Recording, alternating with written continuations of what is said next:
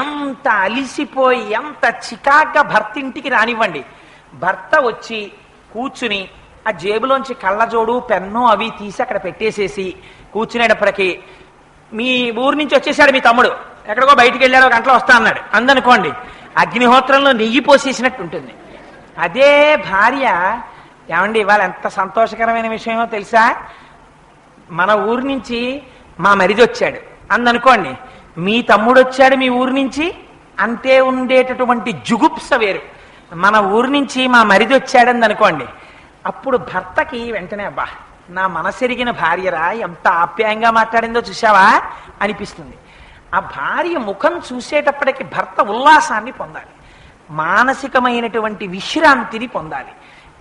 ఇది అమ్మవారి యొక్క ముఖం చూస్తే ఎలా ఉంటుందో శంకరులు వర్ణిస్తారు. ఒక చోట అంటారు, స్ఫురద్గండాభోగ ప్రతిఫలిత తాటంకయుగళం చతుశ్చక్రం మన్యే తవ ముఖమిదం మన్మదరథం యమారుహ్యతృహ్యకవనిరథమర్కేందు చరణం మహావీరో మార ప్రమదపతయే సంగీతవతే అంటారు. ఒక నాట మన్మధుడికి ఎప్పటి నుంచో కడుపు మంట, ఈ పరమశివుడు మూడో కన్ను తెరిచి నన్ను కాల్చేశాడురా, ఈయన మీదకి యుద్ధానికి వెళ్ళి నేను ఎప్పటికైనా గెలుస్తానా అనుకునేవట. ఒకనాడు శంకరుడి కింకరులు వచ్చి చెప్పారట, శంకరా మీ మీదకి యుద్ధానికి వస్తున్నారు శత్రువులు అన్నారట. నా మీదకి శత్రువులు రాగలిగిన వాడేవాడరా, నేను చేతిలో మేరు పర్వతాన్ని తీసుకొచ్చి కోదండంగా పట్టుకుంటాను, మొత్తం భూమినంతటినీ రథం చేసుకుంటాను, సూర్యచంద్రుల్ని చక్రాలుగా పెట్టుకుంటాను, వేదములను గుర్రములుగా పెట్టుకుంటాను, బ్రహ్మగారిని సారథిగా పెట్టుకుంటాను, శ్రీ మహావిష్ణువుని బాణంగా పెట్టుకుంటాను. అలాంటి వాణ్ణి నా మీదకి యుద్ధానికి వస్తాడా, ఎవడరా నా మీదకి యుద్ధానికి వచ్చింది అన్నారట. అంటే స్వామి మీ మీదకి మన్మధుడు యుద్ధానికి వస్తున్నాడు అన్నారట. ఏమిరా, ఒకనాడు నా మూడవ కంటి మంట చేత కాలిపోయిన మన్మధుడు నా మీదకి యుద్ధానికి వచ్చాడా, పదండి ఎక్కండి రథం అన్నారట. అని మహానుభావుడు పెద్ద రథం ఎక్కి వెనక నందీశ్వరుడు, భృంగీశ్వరుడు, చండీశ్వరుడు వీళ్ళందరూ పెద్ద పటాటోపంగా వచ్చేస్తున్నారు. చేతిలో పెద్ద కోదండం పట్టుకుని రౌద్ర స్వరూపంతో వచ్చేశారు. వచ్చేసేటప్పటికి మన్మధుడు కూడా ఓ రథం ఎక్కేట. ఏమిటి ఆయన రథం ఏమిటి, అమ్మవారి ముఖాన్నే రథంగా చేసేసుకున్నట్ట మన్మధుడు. ఆ రథానికి 4 చక్రాలు ఉండాలి కదా, మరి ఆయన రథానికి 2 చక్రాలు, సూర్యచంద్రులు ఇద్దరే. ఈయన రథానికో 4 చక్రాలు, మన్మధుడి రథానికి ఏమిటిటా 4 చక్రాలు, స్ఫురద్గండాభోగ ప్రతిఫలిత తాటంకయుగళం. అమ్మవారి చెవులకు పెట్టుకున్న తాటంకములు ఉన్నాయి కదా, ఆ తాటంకములు అమ్మవారి బుగ్గలనేటటువంటి అద్దాల్లో ప్రతిఫలిస్తున్నాయిట. ఇక్కడ ప్రతిబింబం పడుతోందిట, ఇక్కడ బింబం ఉందిట. ఈ ప్రతిబింబము బింబము అనేటటువంటి 4 చక్రాలున్న అమ్మవారి ముఖం అనేటటువంటి రథం ఎక్కి మన్మధుడు వస్తున్నట్ట. అట్నుంచి పరమశివుడు వచ్చేట. స్ఫురద్గండాభోగ ప్రతిఫలిత తాటంకయుగళం చతుశ్చక్రం మన్యే తవ ముఖమిదం మన్మదరథం యమారుహ్యదృహ్యత్కవనిరథమర్కేందు చరణం. చూశాట, ఏడురా మన్మధుడు, ఎక్కడున్నాడు రా, ఎక్కడున్నాడు రథంలో, ఏది చూపించండి ఆయన రథం అన్నట్ట. అంటే ఆ చుట్టూ ఉన్న వాళ్ళు అన్నారట, స్వామి అదిగో మీ ఆవిడ ముఖమే రథం చేసుకొచ్చాడయా, అదిగో అందులో ఉన్నాడన్నట్ట. అనేటప్పటికీ శంకరుడు ఒక్కసారి ఇలా చూశాట వాళ్ళ ఆవిడ వంక. వాళ్ళ ఆవిడ ముఖమేమో అమ్మవారు చటక్కున ఒక నవ్వు నవ్విందిట. ఆ నవ్వు నవ్వేటప్పటికీ ఇంత శంకరుడు కూడా ఆ ధనస్సు పక్కన పెట్టేసి పార్వతి అంటూ గబగబా రథం దిగెళ్ళి పక్కన వచ్చినట్టు.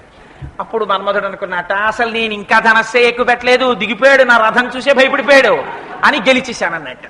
అందుకని మన్మధుడిని గెలిపించింది ఎవరు, అమ్మవారి ముఖమండలం. అంటే అమ్మవారి ముఖమండలము సర్వకాలములయందు పరమశివుడికి అంత ప్రీతిపాత్రమై ఉంటుంది. అంతవరకే మీరు జ్ఞాపకం పెట్టుకోవాలి. అందుకని వారిద్దరి మనస్సులు ఒండురులయందు అలా రమించేటటువంటి హృదయం ఉన్నవారు.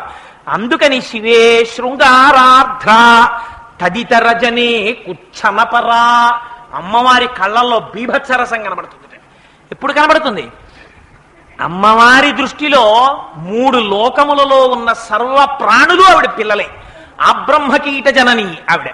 కానీ ఈ వచ్చినటువంటి పిల్లలు ఎప్పుడైనా అమ్మవారిలో ఉన్న అమ్మతనాన్ని చూడకుండా అమ్మవారిలో ఆడతనాన్ని చూశాడా వచ్చినవాడు, ఆనాడు అమ్మ కళ్ళల్లో బీభత్సరసం కనబడుతుందిట.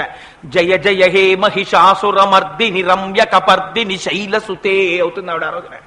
అందుకని ఆ అమ్మవారి కళ్ళల్లో శివేతరుడైన వాడు, అందరూ శివులే, కానీ ఎప్పుడైనా తనని తాను కొడుకుగా కాక అమ్మవారిలో ఆడతనాన్ని చూసిన దౌర్భాగ్యుడెవడైనా కనపడ్డాడా, అమ్మ కళ్ళల్లో బీభత్సరసం కనబడుతుంది. అందుకని శివే దయ శృంగారాధనే క్షణపరా సరోషా గంగాయాం. అమ్మవారు సింహాసనం మీద కూర్చుంటే సరస్వతీదేవి వచ్చి కూర్చుంటే అమ్మవారు ప్రసాదం తీసుకుని తాంబూలం వేసుకుని సరస్వతీదేవి వంక చూసి అంటుంది, ఓయ్ సరస్వతి ఓ పాట పాడు అంటుంది. అంటే సరస్వతీదేవి గలీబి విప్పి విప్పంచి అంటారు కదా, అమ్మవారి యొక్క వీణ ఉంటుంది కదా, ఆ సరస్వతీదేవి వీణ పట్టుకుని పరమశివుని యొక్క వైభవాన్ని స్తోత్రం చేస్తుంటుంది. స్తోత్రం చేస్తూ పాట పాడుతుంటుంది. ఎంత చిత్రమో తెలుసా ఇచ్చినప్పుడు సరస్వతీదేవి అంత పాట పాడితే తాంబూలా రుణపల్లవాదరయుతే తాటంకహారాన్వితే వీణానాద నిమీలితార్థనయనే విప్రస్థ చూళింబరే. ఆ పాట వింటూ పరమశివుడి గురించి వింటూ పొంగిపోతూ తాంబూలం నవ్వుతూ ఎర్రటి నోటితోటి సన్న నవ్వు నవ్వుతూ ఇలా ఇలా అంటుంటుంది. అంటున్నప్పుడు ఆ తాటంకాలు ఇలా ఇలా కదులుతుంటాయిట, అవి బొగ్గల్లో ప్రతిబింబాలు ఇలా ఇలా కదులుతుంటాయిట. ఆ పాట విని విని విని విని వాళ్ళ ఆయన గురించి పొంగిపోయి అనేటప్పటికీ అమ్మా ఇంత పాట పాడాను కానీ నీ శభాష్ అన్న మాటలో ఉన్న గొప్పతనం ఈ పాటలో లేదు. ఎంత బాగున్నావమ్మా, ఇంకా నేనెందుకు పాడడం కీర్తి పట్ల.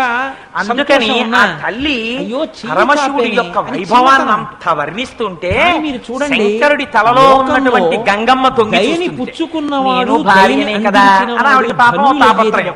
తొంగి చూసేటప్పటికి పక్క నుంచి పార్వతీదేవి ఇలా చూస్తుంది, ఏమే పాణిగ్రహణం చేసింది నన్ను, నిన్ను భరించాడంటే అలాంటిది భరించాడు కనుక భర్త నన్ను పాణిగ్రహణం చేశాడు. పక్కన తోడుకోడల్లా నువ్వు కూడా సకలత్రి, నువ్వు కూడా నీ భర్తని చూస్తున్నావా? గంగమ్మని చూసేటప్పటికి మాత్రం అమ్మవారి కళ్ళల్లో క్రోధం కనబడుతుంది. మాత్రం ఎంత అమ్మవారైతే మాత్రం పాతివ్రత్యమే కదండి. భర్తని వేరొకరు పంచుకుంటున్నారంటే ఆ కళ్ళల్లో కనపడకపోతే తేడా ఉన్నట్టు, అది కనపడాలి. అందుకని శంకరులు ఎంత గొప్ప ఊహో చూడండి. సరోషా గంగాయాం గిరిశ చరితే విస్మయవతి. ఎన్ని అసలైన పరమశివుడు దొంగ కూర్చున్నట్టు కూర్చుంటాడు, ఆయనలో ఆయన అలా ఆనందం పొందేసి అమ్మవారు ఆయనలో శక్తి స్వరూపమై ప్రవేశించి రాక్షసంహారం తెలుసు. అలాంటి పరమశివుడు ఆయన వైభవాన్ని, ఆయన గజాసురుణ్ణి సంహరించడం, మన్మథుణ్ణి కాల్చేయడం, యమధర్మరాజు యొక్క వక్షస్థలం మీద ఎడమ కాలి పాదంతో ఒక్క తంతు తన్నడం, ఇలాంటి కథ త్రిపురాసుర సంహారం ఇవన్నీ వింటుంటుంది అమ్మవారు. విని పొంగిపోతుంది.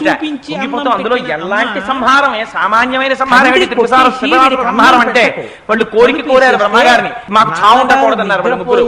అంటే చావుండకుండా ఉండడం కుదరదురా, మీరు ఏదైనా ఇంకో వరం కోరుకోండి అన్నారు బ్రహ్మగారు. అయితే మేము వరం కోరుకుంటాం, ఏమిటో తెలుసా? మా ముగ్గురికి 3 పట్టణాలు ఉండాలి, ఒకటి బంగారు, ఒకటి వెండి, ఒకటి ఇనుము. ఈ 3 ఆకాశంలో తిరుగుతూ ఉండాలి. సంవత్సరాలకు ఒక్కసారి పుష్కలావర్తక మేఘములు వర్షించాలి. అవి వర్షిస్తున్నప్పుడు ఈ 3 పట్టణములు ఒకేసారి కొంచెం సేపు రేఖలోకి రావాలి. అప్పుడు ఇంతకు ముందు ఎన్నడూ పట్టనటువంటి ధనస్సు పట్టుకుని, ఎన్నడూ లేని బాణం పట్టుకుని, దేవతా సార్వభౌముడైనటువంటి వాడు సృష్టిలో లేని రథానికి ఒకే బాణంతో మా 3 పట్టణాలని కొడితే ఆనాడు మేము మరణిస్తాం. అలా వరమేమన్నారు.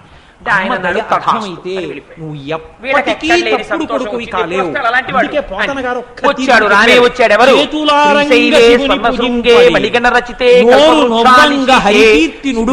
సవర్ణ అసీన సోమచూడ సకరుణనయన సంగన స్వేర శంభుశ్రీ భ్రమరీశ ప్రకటిత విభవో దేవతా సార్వభౌమ అని పేరు పరమశివుడికి. ఆయన దేవతా సార్వభౌముడు. ఆయన రథం ఎక్కాడు, భూమిని రథం దయా విశేషం గురించి సూర్యచంద్రులు ఇద్దరు రథచక్రాలయ్యారు, వేదములు గుర్రాలయ్యాయి, బ్రహ్మదేవుడు పగ్గాలు పట్టుకున్నాడు, శ్రీ మహావిష్ణువు చేతిలోకి బాణమై వచ్చారు. ఆనాడు మేరు పర్వతాన్ని తీసుకొచ్చి ధనస్సుగా చేతిలో పట్టుకుని ఒక్కసారి విరే మిమ్మల్ని చంపడానికి బాణం కావాలా అని 3వ కంటి మంటతో చూశారు. వీళ్ళందరూ పరిగెత్తుకొచ్చారు. భగవాన్ విష్ణు మందికి వినబడేటట్టు ఆవలించిన వాడు సభలో స్వామి నీ మూడో అటువంటి వాడిని కూడా క్షమించగలిగిన మమ్మల్ని బాణంగా నీ చేత్తో పట్టుకోవయ్యా అని బతిమాలేట. బతిమాలితే అప్పుడు ఆ బాణాన్ని చేత్తో పట్టుకుని ప్రయోగించి కథలన్నీ సరస్వతీదేవి వీణ మీద పాడుతుంటుంది. పాడుతుంటే అమ్మవారు మాత్రమే వ్యాఖ్యానం చెయ్యగలిగి పొంగిపోయి అబ్బా మా ఆయన కదా ఇంత గొప్పవారు అని సంతోషపడిపోయి విస్మయవతి కచేరీ అయిపోతుంది. అయిపోయిన తర్వాత ఒక్కసారి అమ్మవారి కళ్ళుంటాయిట. అబ్బా మా ఆయన నిజంగా ఎలా చేశారో ఆ సంహారాలు, ఎలా చేశారో ఆ రాక్షస సంహారం, ఎంత భక్తికి వశుడైపోతాడో మా ఆయన అని అయ్యవారి గురించి విని అలా అద్భుత రసం కళ్ళల్లో కనపడుతుంది. గిరిశ చరితే విస్మయవతి హరాహిభ్యో భీత. ఈలోగా పరమశివుడు వచ్చి పక్కన కూర్చుంటారు. పరమశివుడు వస్తున్నాడని చెప్పి పెద్ద కోలాహలంగా అరుస్తారు. అరిచేటప్పటికిట అమ్మవారు సింహాసనం దిగి ఇంత అమ్మవారు కూడా గబ గబ గబ గబ వెడుతుందట అయ్యవారికి ఎదురు. వెడుతుంటే వర్ణన చేస్తారు బ్రహ్మగారు, శ్రీ మహావిష్ణువు, ఇంద్రుడు మొదలైన వాళ్ళందరూ వరుసలో నిలబడతారు. అమ్మ అనుకోకుండా అకస్మాత్తుగా సింహాసనం దిగి వెడుతోందేమో, అలా వెడుతున్నప్పుడు ఇలా నిలబడి ఉండకూడదని వాళ్ళు గభాల శిరస్సులు వంచి నమస్కారం చేస్తారట. నమస్కారం చేస్తుంటే చుట్టూ ఉన్న చెలికెత్తెలు అంటారట, అమ్మా రాజన్మత్తమరాళమందగమనాం రాజీవ పత్రేక్షణాం రాజీవ ప్రభవాదిదేవ మకుటై రాజత్పదాంబోరుహాం రాజీవాయత పత్రమండిత కుచాం రాజాధిరాజేశ్వరీం శ్రీశైలస్థలవాసినీం భగవతీం శ్రీమాతరం భావయే.